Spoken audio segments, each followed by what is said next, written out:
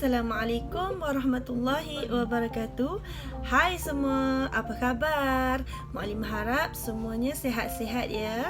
Okey, bertemu lagi kita dalam sesi kelas PDPR bersama dengan Muklimah Zah.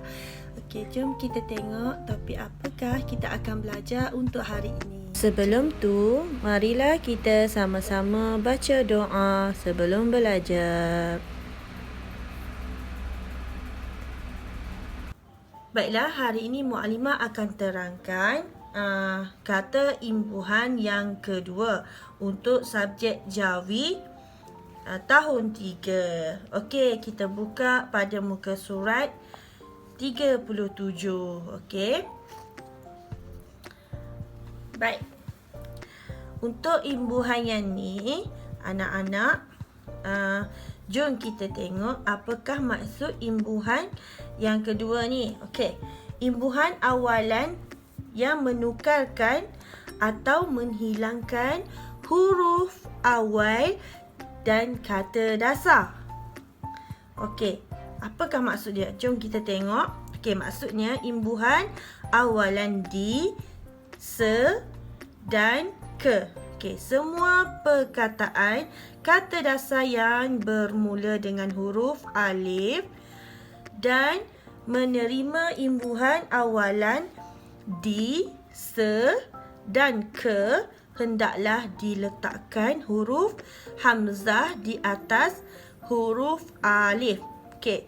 Okey, mana-mana imbuhan awalan yang ada di, se, ke, awak kena tambah hamzah di atas alif. Contoh, sebagai contoh untuk imbuhan awalan di. Okey. Tengok ni. Contoh yang pertama, di. Imbuhan di, kata dasar akhir. Apabila dia bergabung, imbuhan awalan bergabung dengan kata dasar, maka dia perlu ditambah hamzah di atas alif. Okey. Nampak tak perbezaan dia? Bila dia menjadi kata dasar, dia tiada hamzah di atas alif. Tapi bila dia bergabung dengan kata dasar dengan imbuhan awalan, dia perlu ditambah hamzah. Perlu diingat ya, anak-anak. 3 imbuhan ni kena ingat ada tambahan huruf di atas huruf alif. Kena tambah hamzah. Mana-mana imbuhan di, se, ke perlu tambah alif. Okey. Ni untuk contoh imbuhan awalan di. Okey, seterusnya contoh imbuhan. Okey, seterusnya pada muka surat 38. Okey. Contoh bagi imbuhan awalan se. Tadi Muklimah terangkan imbuhan di. Ni imbuhan se. Se pun sama je. Apabila dia bergabung, dia akan tambah hamzah di atas alif. Okey. Seterusnya contoh bagi imbuhan awalan ke.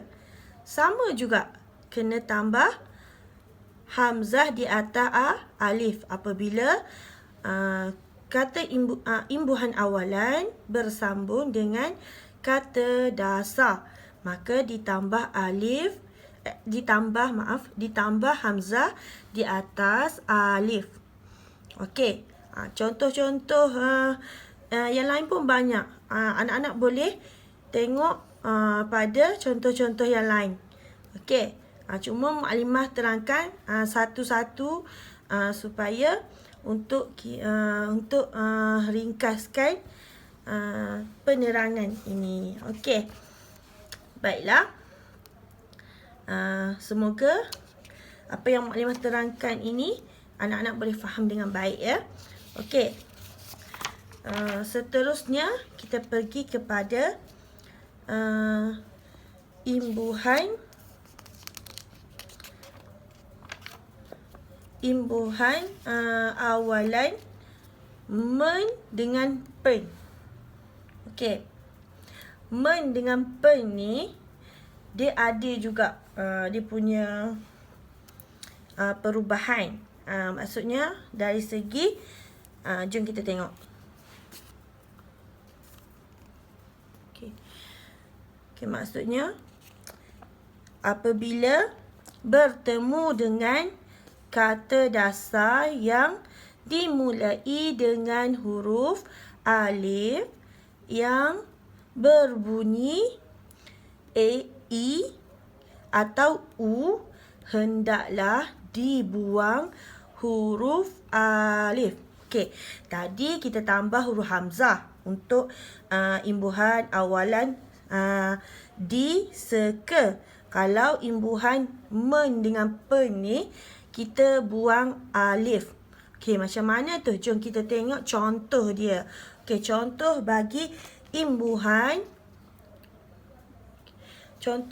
imbuhan men. Men i. Okey, men i. Tengok pada contoh. Okey, ni adalah imbuhan awalan men. Ni adalah kata dasar dia. Okey, men. Impi. Jadi bila dia bergabung dengan kata dasar bergabung dengan kata imbuhan awalan, maka dia buang alif ni. Alif pada kata dasar ni dia buang, jadi dia sambungkan dengan min nga, jadi terus kepada ya. Maksudnya dia buang alif. Alif ni dibuang. Jadi mengimpi. Okey. Ni adalah contoh yang pertama. Okey, contoh-contoh lain anak-anak boleh tengok sendirilah. Okey. Baik, seterusnya men-u. Okey. Huruf vocal dia alif, waw, u dia bunyi. Okey. Contoh bagi men-u ni,